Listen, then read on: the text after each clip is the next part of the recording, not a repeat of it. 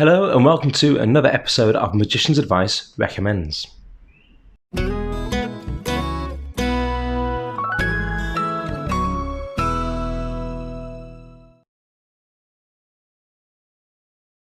My name is Ian Brennan. Welcome back to Magician's Advice Recommends. Today I've got an effect for you from Mark Evans Magic and it's called Focus.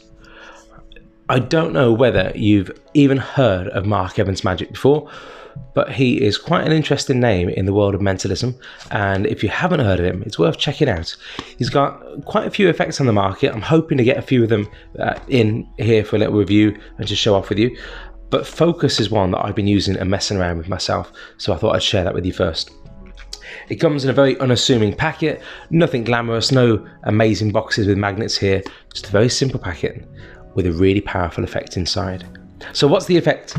The effect is a mentalism effect, and the effect is you get the spectator to read another spectator's mind. The simplest form, and one of the methods that comes with the instructions, is you get these envelopes. They're all prepared in the same way. There's nothing stopping you making an ungimmicked one, so you could switch it out for a fair wallet afterwards if you wished, but they're all prepared in the same way. If you open it up, there's nothing to see in the middle. Don't know if you can quite make that out. Look at my camera there. There's nothing to see in the middle, nice hollow wallet. And in this case, the spectator's chosen a card. They're going to sign this and they're going to write in the middle the colour of their card. So this spectator chose a red card. They're going to write the word red on there. I think they chose a 3 of hearts. I should have checked that before I started recording. But yeah, they chose a 3 of hearts. They're going to write the word red on there and they're going to slot that into our little envelope. So our envelope says red. Pretty straightforward so far. On the back of the envelope, you can see their signature. They can see their signature, so they know it's never left, it's never moved. And then that is all set up, ready to go. The way the routine works is this then gets given to another spectator, and they're asked to read the colour off the back. And from that colour, can they discern the suit that it might be? So if it's red, it might be hearts or diamonds. And the spectator says, oh, I think it's hearts, which it is, because the answer is 3 of hearts. And then the second spectator is asked to think of, out of all the hearts that it could be, if it is a heart, is it the ace, 2, 3, 4, 5, 6, 7, 8, 9, 10, jack, queen, king? And the second spectator said, I think it's the 3 of hearts. When you ask the first spectator, was it the 3 of hearts? Yeah, it is. It is the 3 of hearts. And all that they can see in the envelope is the word red. Out the other side is their signature. It's been there the whole time. And that can be taken out. The envelope can be looked through. There's nothing to see in there. It's as simple as that. The question is, of course, how did that person read the mind of this person? Well, I mentioned at the start, it's a bit like a WoW wallet in that inside here, there's something prepared so that when you show it to the second spectator, they don't see the word red in this case, but as I'm showing it to the second spectator, they're going to see 3 of hearts.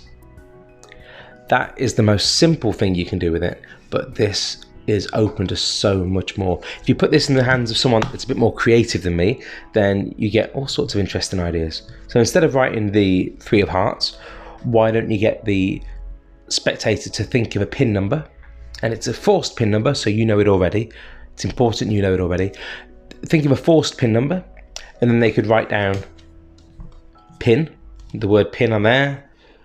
They could slot that in, try and transmit the pin number across to the second person, and then it would already have the pin number printed in there for them. Or you could have a book test done by 2 spectators, one to the other, and you force a page on the first person. So let's say the page is page 300 and the word is going to be ambiguous. So page 300, word ambiguous. You force page 300 on this person and you say, okay, write down the page number, tuck it into that envelope, and then we can't change our mind. Keep it locked about the way. Show the envelope to our second person over here. Can you see the page number? Yeah. What's the page? Page 300. Now, on that page, there's any word, and our person here is going to think of the first word on that page, or the key word, or the long word, or the 7-letter, whatever your force word is. They're going to think of that word. I want you to work out what the word is. in your mind, can you get the word that they are thinking of?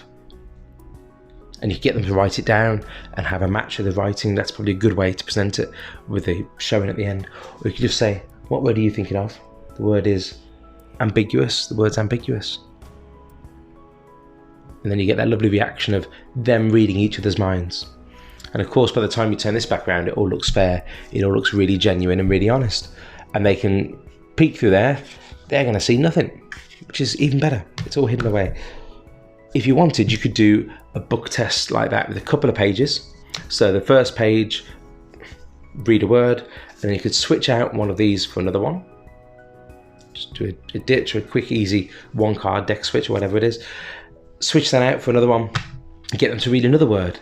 The person over here is going to be able to understand a little bit of the method because they're seeing they don't see it move in action, but they're seeing the answer quite clearly. But you have this beautiful dual reality going on. I performed this a couple of times for close-up, but I performed it more times in a bigger setting. So when you're sat at a table and you've got 20 or 30 people around, one person thinks of the name, in this case, the colour, in this case it's red, and the other person over here is going to try and receive the card, and then they receive a 3 of hearts. And it really is as simple as that. And then at the end, that person has no idea how it's got across. This person is sort of a dual reality. They've seen the 3 of hearts, but at the end it's turned back to the red card and they can see through there. So they don't really know how it's worked, but they do know they've sort of read this person's mind. And yeah, if you want to make up one of these yourself as a non-gimmicked one, you could then, as you're handing this back out, hand out a non-gimmicked one, and then they could have a look all day long and they'd never be able to find it. That effect is called Focus. It's available from Mark Evans Magic, and it's a utility envelope that takes your mentalism to new heights. I hope I've given it due credit here. I've really enjoyed performing it over the last few months, and it's well worth checking out. So drop Mark a message, check out Mark Evans Magic online. He's got a lot of other products I'm going to try and sweet talk him to send across to me, because I'm really, really impressed with this and intrigued to see what else he's got. That's all for me, and I'll catch you soon on the next one. Goodbye.